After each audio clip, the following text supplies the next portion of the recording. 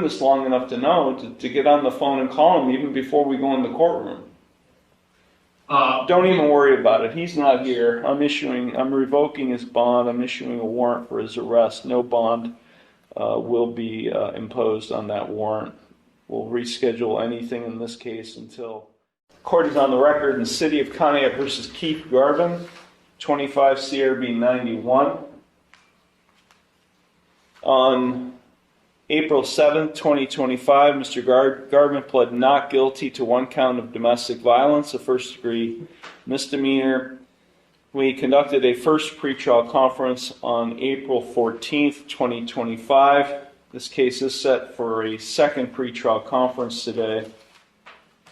In the meantime, on April 29th, 2025, the law director filed with the court a motion to revoke Mr. Garvin's bond. And so the court also, in addition to the pretrial conference today, the court also set this case for a hearing on the motion to revoke. This case was set at 9 a.m. today.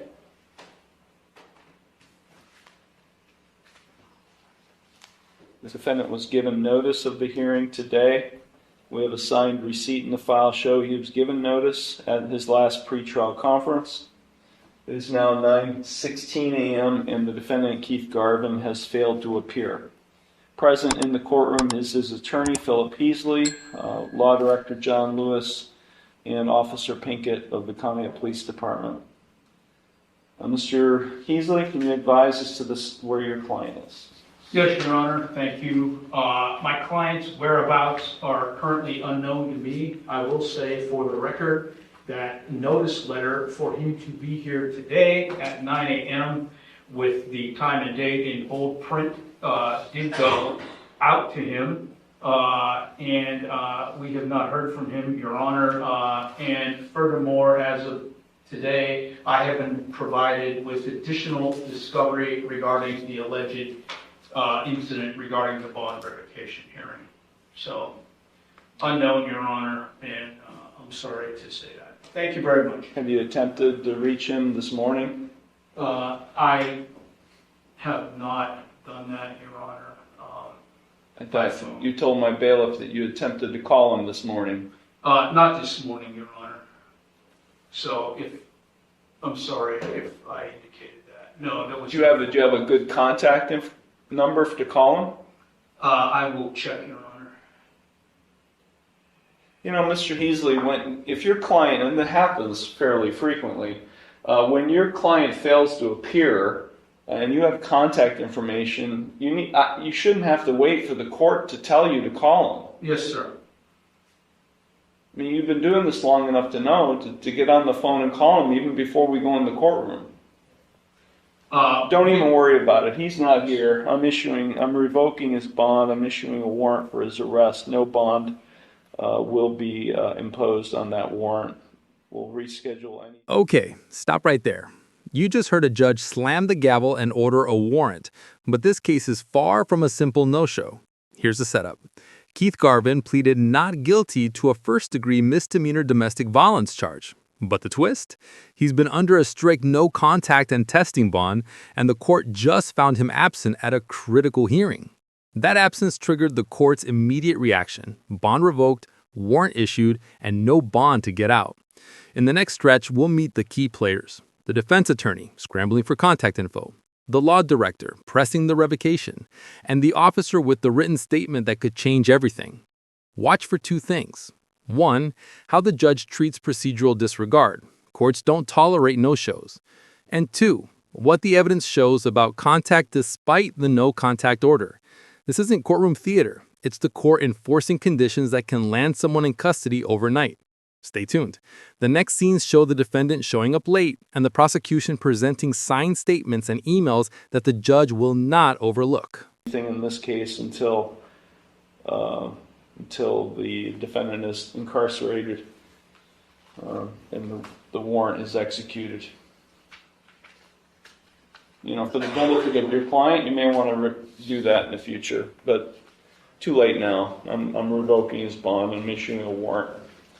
And, Your Honor, I don't see a phone number in our contact information for what that's worth. So, on the issue, thank you. Thank you. Anything further, Mr. Lewis? Oh, no, Your Honor, thank you. Okay. Okay, this matter is concluded. I'm sorry that all the witnesses are inconvenienced. Mr. Garvin, have a seat.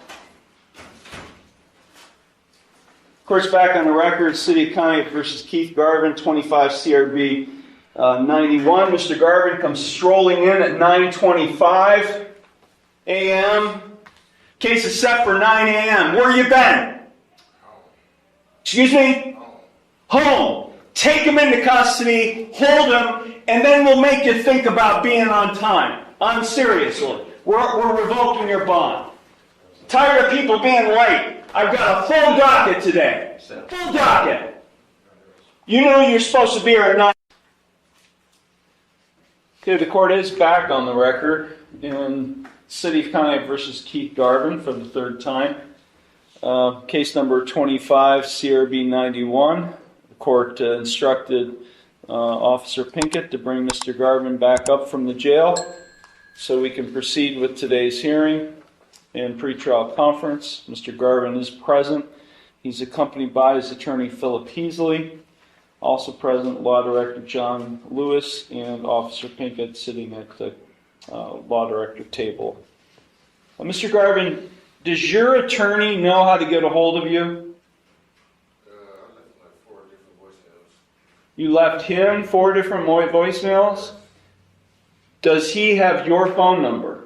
Like have his contact number. Write your phone number down. You got it? Yes, sir. Okay, that's good, because earlier a few minutes ago, Mr. Heasley reported he did not have contact information for you. So, when did you leave these 4 voicemail messages? I believe the first one was the day after court.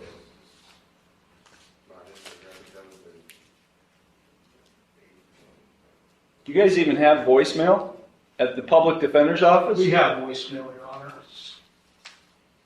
I'm not even going to get into that. Okay.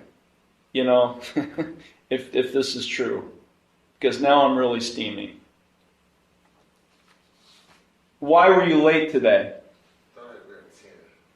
I thought I was here 30 minutes early. Yeah, well, I've got a signed receipt in the file showing that you signed a receipt with a 9 o'clock a.m. hearing date, or hearing time. So, you were wrong that it started at 10. Okay, counsel, have you guys talked about possible resolution, or are you ready to proceed with the hearing on motion? I'm ready to proceed, Your Honor. Okay. Mr. Heasley. Thank you, Your Honor. We have just been provided with information regarding the revocation What do you mean just provided? earlier this morning from the prosecutor, Your Honor. Well, you knew today was also scheduled for a hearing on the revocation, though, Yes, right? sir. Okay. So you're talking about like discovery information? This is on an alleged incident from April 20th. When I ask you what were you provided today with, is it discovery information about the revocation issue? Yes, sir. Okay. So what are you asking? And I do realize the court has its schedule a minute or two to speak with Mr. Garvin regarding the revocation and whether he would admit to the same. And if not, we're prepared to have a hearing. Thank you. Okay, go ahead, take a few minutes. Thank you, You sir. know the court's schedule today. Yes, I mean, sir. we are stacked. We're going to Yes, be here sir. until 5 o'clock tonight. So, back on the record, the City of Conneaut versus Keith Garvin, 25 CRB 91. Mr. Heasley, have you and your client had an opportunity to discuss this matter? We have, Your Honor. Okay. He wishes a hearing on the revocation of bond. Thank you. Okay, thank you.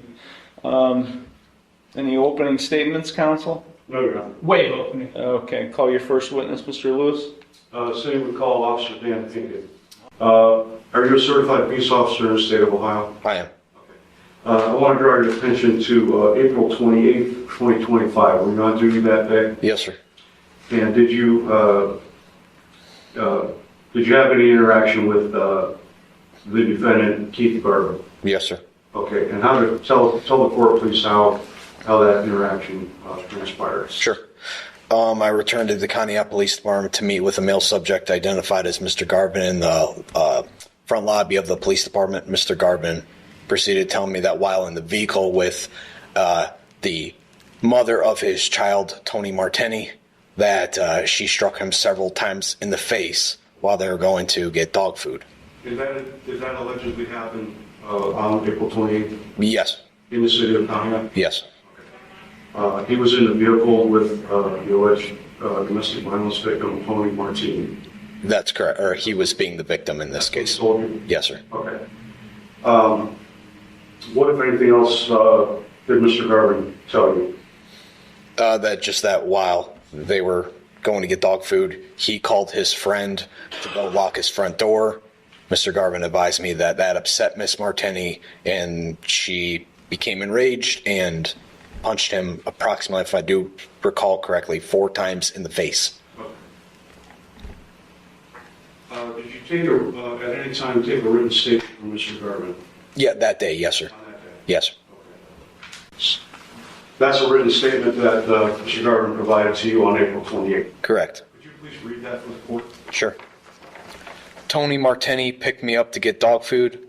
Then I called my neighbor to lock my door. That's when she lost it and punched me 4 times. She busted my lip, my neck, and jaw is swollen. So I called my friend to take me to the police station. And file this report. I'm sorry. Is that signed by Mr. Garvin? Yes, sir. Did you witness him signing that? Yes, sir. Okay. I'm going to approach again, Your Honor, and did you obtain any other evidence in the case? Yeah, I spoke to Miss Martini afterward. Okay. And did she provide a written statement? She did. Okay. Did she provide anything else to you? Yeah, she showed me a picture of emails from Mr. Garvin to her on her phone. I'm going to approach the witness again, Your Honor. Okay. Do you recognize that photograph, sir? Yes, sir. And did you take that photograph? I did, yes, sir. What's the picture? Pause. This is the pivot. We just heard Officer Pinkett confirm 2 pieces of hard evidence. A written signed victim statement from Garrett dated April 28th, and B, photographic proof of electronic communications, emails, from the defendant to the alleged victim dated the same day. Legally, that's a double whammy. A signed statement places a defendant at the scene and documents alleged injuries, while the messages undermine any argument of no contact. Courts treat bond conditions, especially no contact orders, as mandatory, not advisory. If the prosecution proves contact occurred after the bond order, the judge can and often will revoke bond as a protective and remedial measure. Notice also the difference between testimony and documentary proof. The officer's reading of a signed statement is effectively the defendant's words on paper, and the time-stamped emails corroborate presence and communication. From an evidentiary standpoint, this is precisely the sort of record that moves a judge from caution to action. Quick question for the audience. Given the signed statement plus dated communications, would you expect the judge to preserve bond or pull it? Drop your take in the comments. Were these the smoking gun moments, or could the defense reasonably explain them away? We'll return to how the court treats these exact documents when the judge discusses the bond violation. In the photograph. It's emails from Keith Garvin to Miss Martini saying, hurry up. She says in the shower. He says, pull up real quick. And he says, the door go be unlocked. I don't even want to answer anymore. And it's from Keith Garvin. You can see it. So the emails say that they're from Mr. Garvin? On April 28th, that's correct. The emails are dated April 28th? Yeah, And you took that photograph? I did. Appears to be a true and accurate copy of the photograph you took? Yes, sir. How about this statement? Does that appear to be a true and accurate copy of the written statement that Mr. Garvin gave you? Yes, sir. Thank you, Officer Pinkett. I have no further questions at this time, Your Honor. Thank you. Cross-examination. Thank you, Judge. Officer Pinkett, you interviewed both individuals in this.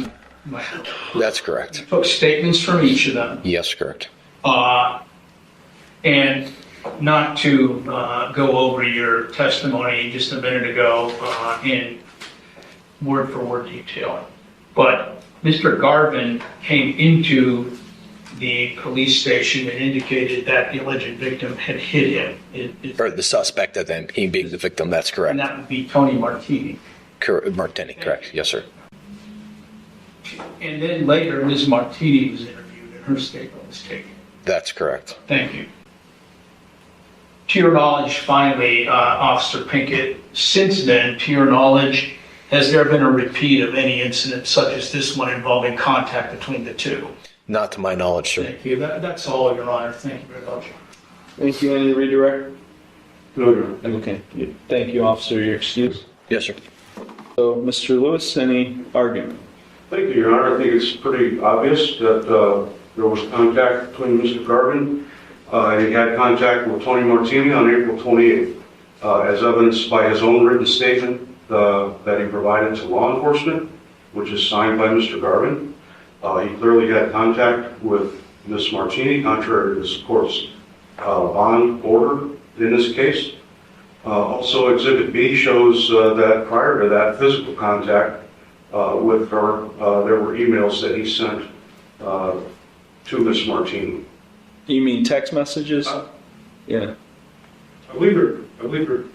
They're emails. Oh, these are emails? They're exhibited on her phone, but they're actually email correspondence. Yes, Okay. sir. So I think it's obvious that the defendant had contact with Tony Martini on April 28th, contrary to the bond order of this court, which ordered him to have no contact with Tony Martini, and therefore city would ask that Mr. Garvin's bond be revoked, and then he be taken back into custody. Thank you. Thank you. Mr. Heasley? Thank you, Your Honor. Just briefly in response, we heard what the officer said, and it began with my client, Mr. Garvin, reporting an alleged crime, an incident regarding the alleged victim, Ms. Martini, that may not be a defense to a no contact order, which is what is before this court today. But I think it may very well be some sort of mitigating circumstance of some kind that is up to the court to determine. And what he said in his statement was clear, that she hit him. We're not here today for that.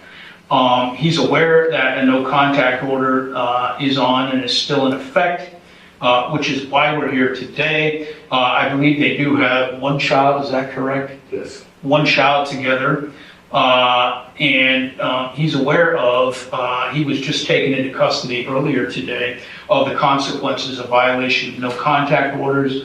Your Honor, we would hope that his bond not be completely revoked, that he could avoid going back into jail. The original case is still, of course, on and pending.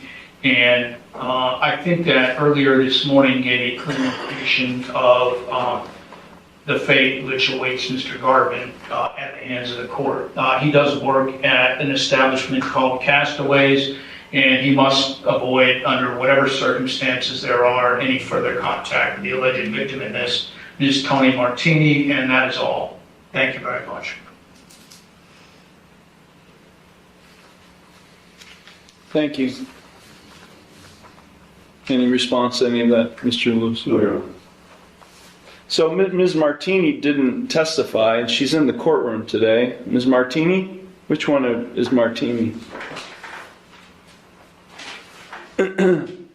Ms. Martini, the evidence offered by Mr. Lewis through the police officer indicates that you were together with Mr. Garvin on April 28th, 2025.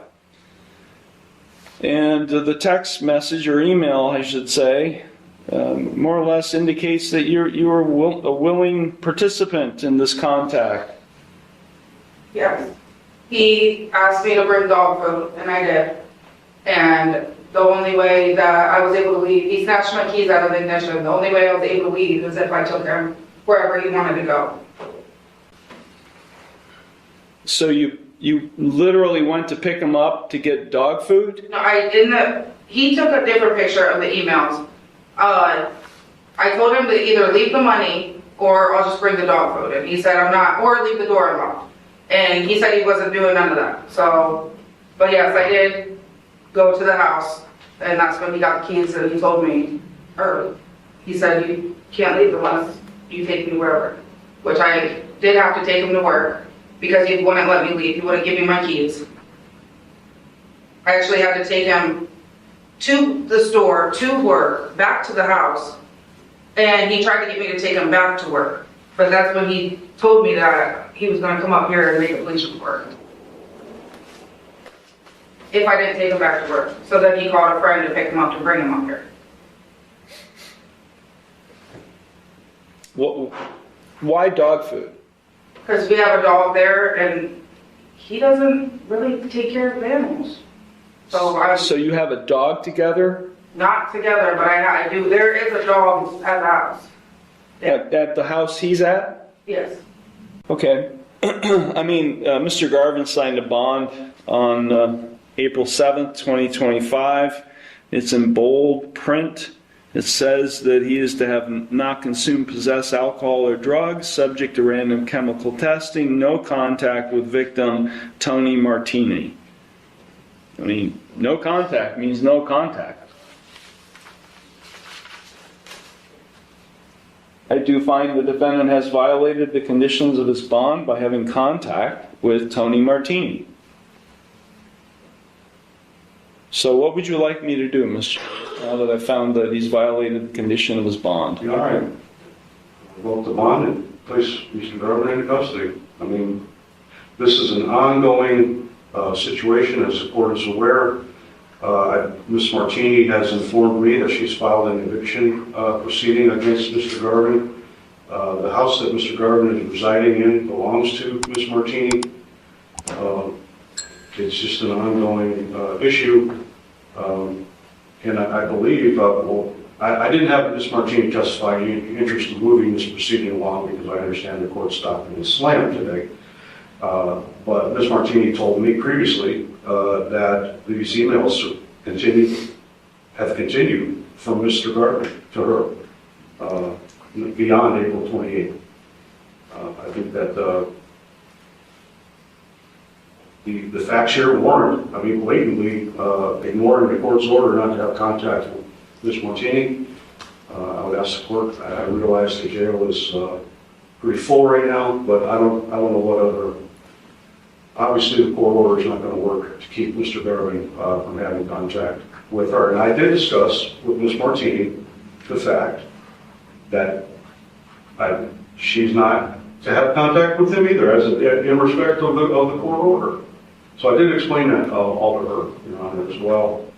I indicated that Mr. Garvin has the rights of a tenant currently in that house, even though he's not, I don't know if he's paying rent or not, honestly, but he does have the rights of a tenant. This doesn't give her the authority to go into that house because he has the rights of a tenant.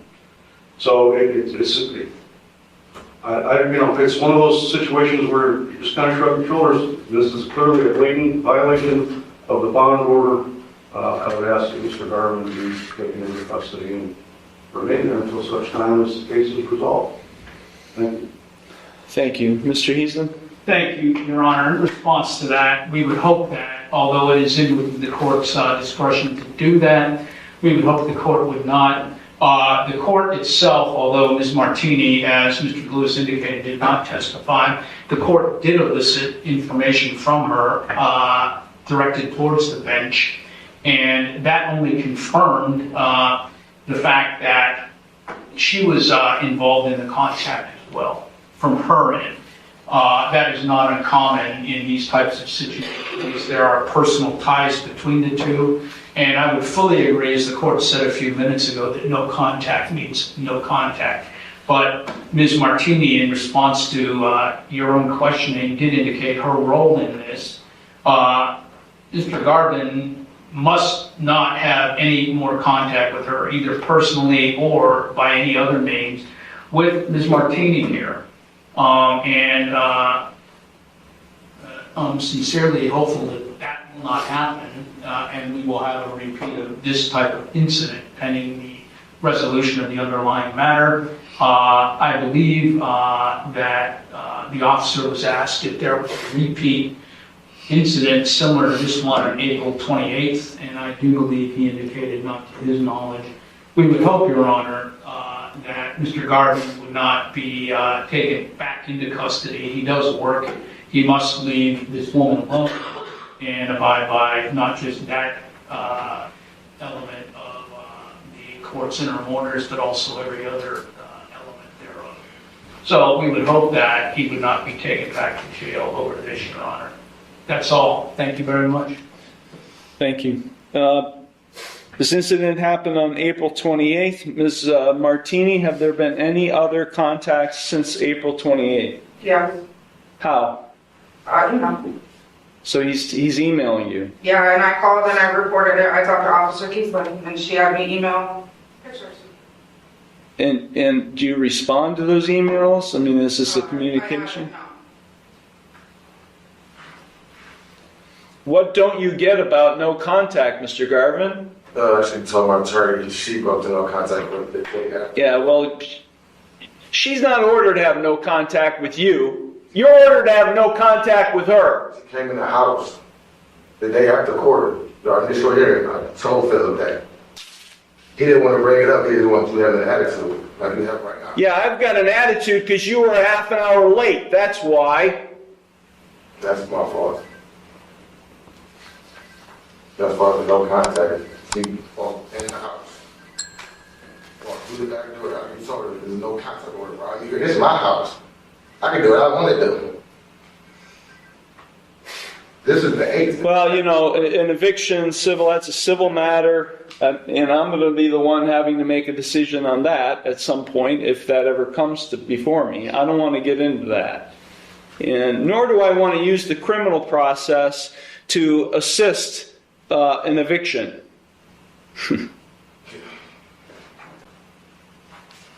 Because I've been confronted with that in the past. Look, Mr. Lewis mentioned it. And Officer Pinkett knows full well that our jail is overflowing today. And Mr. Garvin, no contact means no contact. You don't seem to understand that. You're just like questioning, you know. No, you said no contact. I just told you the day after our original. I'm telling you, you're to have no contact with her. She walked in the house. What am I supposed to do? She walked through the back door. Well, you need to call the police. Okay. You need to call the police.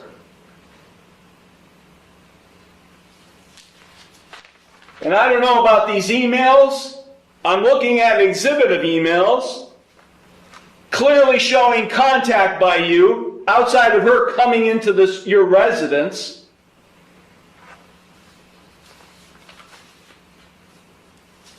If you have one more, any bit of contact with her while this case is pending, Mr. Garvin, I'll revoke your bond, you're going to jail, and I don't care. I'll stack you up in bunk beds on top of each other in a jail cell. I don't care. If it happens one more time, that's where you're headed. And Ms. Martini, you need to call the police if there's any further contact, and you need to stay away from him. Understood?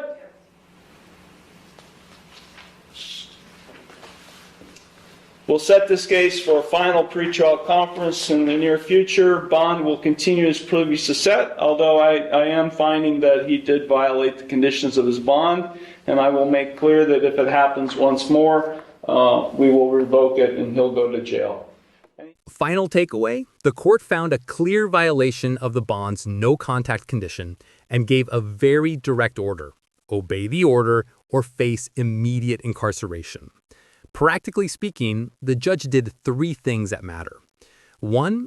Documented the violation, signed statement plus communications. 2. Issued a stern warning and set the posture for revocation if contact resumes.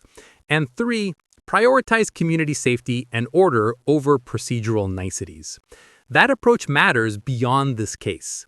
It's a reminder that bond conditions are enforceable tools, not suggestions. For the defendant, the stakes are concrete.